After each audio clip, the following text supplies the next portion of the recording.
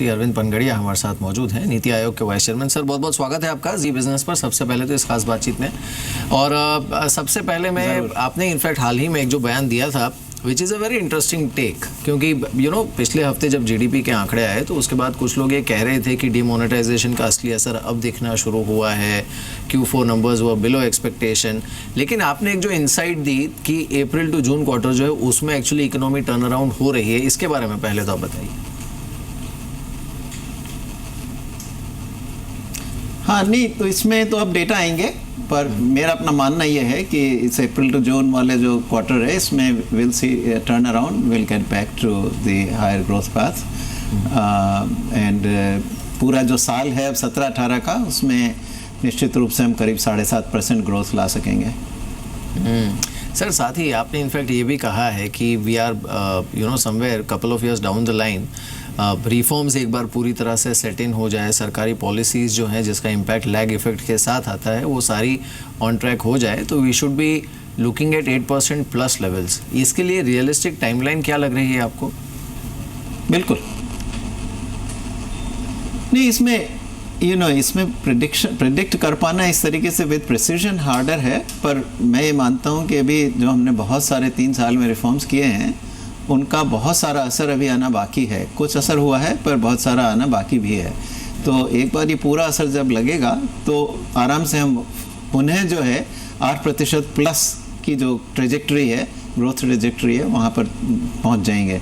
तो मैं अप्रॉक्सीमेटली कह रहा हूँ कि इस सरकार का जो 2 साल का कार्यकाल बचा है, इसी के दौरान हमें जो है इस ट्रेजेक्ट्री में पहुँच जाएंगे हम लोग।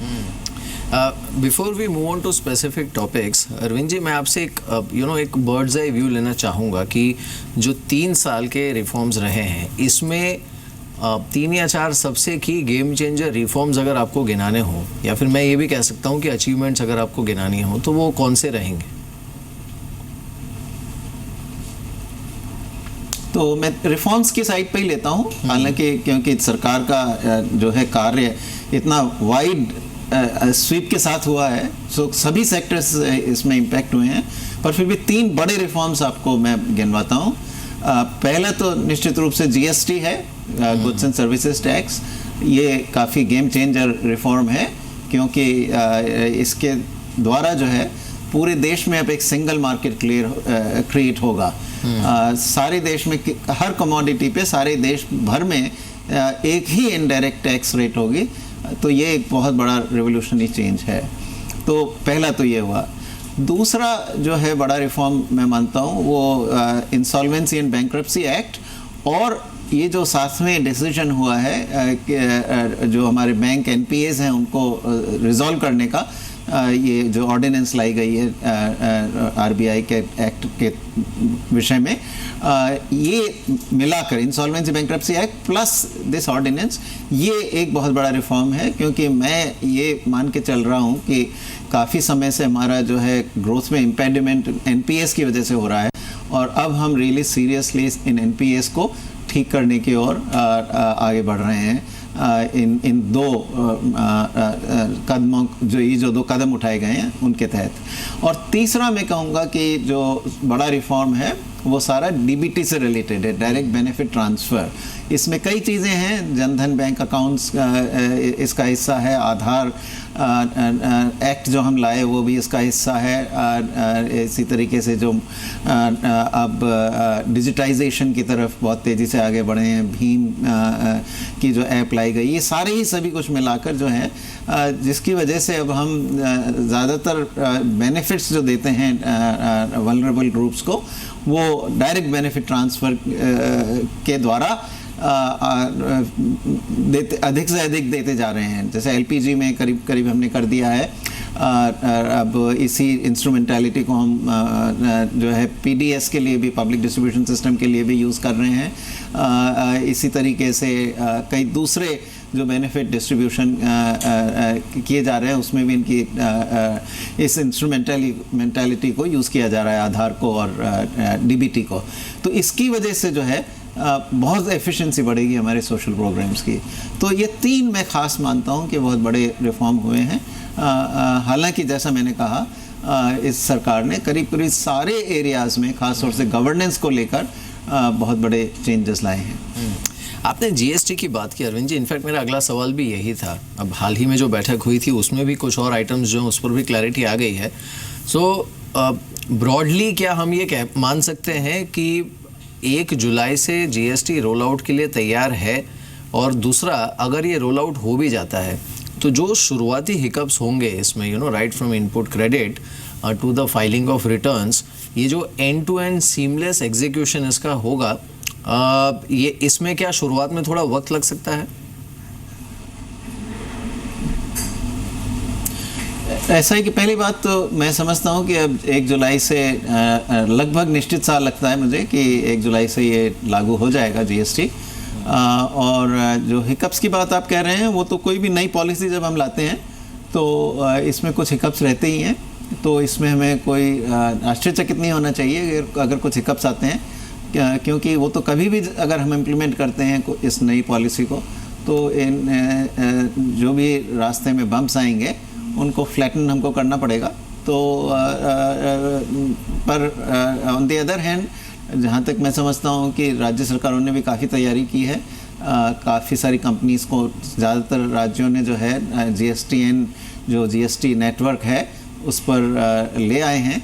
तो मैं समझता हूँ कि ऑन द होल इतनी कोई विशेष परेशानी नहीं होनी चाहिए, पर छोटी मोटी जो हैं इसमें हिकअप्स आते हैं, उनके लिए हमें प्रिपेयर रहना चाहिए। बिल्कुल अरविंद जी, इसमें पिछली बार मुझे याद है जब आपसे हमने बात की थी, हमने एम्प्लॉयमेंट पर बात की थी, जॉब क्रिएशन पर बात की थी। अब जीएसटी भी अपने आप में एक बहुत बड़ा रिफॉर्म है। ये देश की इकोनॉमी को स्ट्रक्चरली चेंज करने वाला रिफॉर्म है। इट इज़ एक्सपेक्टेड कि इससे 1 से 1.5% जो जीडीपी ग्रोथ है वो अपने आप बढ़ सकती है इंक्रीमेंटली, एक बार ये स्मूथली रोल आउट हो जाए उसके बाद। जाहिर सी बात है कंजम्पशन बढ़ेगा, तो उसके चलते कहीं ना कहीं जो एम्प्लॉयमेंट की गुंजाइश है वो भी बढ़ेगी। इस पर कितना दारोमदार रखना चाहिए कि कंसिडरिंग कि इस समय जो जॉब क्रिएशन की स्थिति है वो बहुत उत्साहजनक नहीं है, इनफैक्ट चिंताजनक है। नहीं, हमें इसका लाभ मिलेगा, पर सिर्फ जीएसटी के आधार पर हमें बैठ नहीं सकते, हमें दूसरे कदम भी उठाने पड़ेंगे। मैं कंसिस्टेंटली ये कहता आया हूँ कि हमें जो है लेबर इंटेंसिव इंडस्ट्रीज़ को बढ़ावा देने की बहुत ज़रूरत है। तो वो प्रक्रिया हमें जारी रखनी है। जैसे हम नीति आयोग से जो है कोस्टल एम्प्लॉयमेंट जोन्स का आइडिया भी काफ़ी आगे बढ़ा रहे हैं, तो ये भी एक कदम उसी दिशा में है। और भी जो कदम हम उठा सकते हैं लेबर लॉ रिफॉर्म्स करके, लैंड रिफॉर्म्स जिसमें कि लैंड कन्वर्जन के रूल्स जो हम चेंज करके कर सकते हैं, या इसी प्रकार से दूसरे भी रिलेटेड रिफॉर्म्स जो करने की ज़रूरत है, हमें करते रहना चाहिए। इलेक्ट्रिसिटी सेक्टर में भी हमें प्रोग्रेस करनी पड़ेगी, क्योंकि इस वक्त इंडस्ट्रियल टैरिफ्स हमारे काफ़ी हाई हैं, जो कीमतें चार्ज की जाती हैं इंडस्ट्री को काफ़ी हाई हैं। तो इस दिशा में भी हमें काम करना है।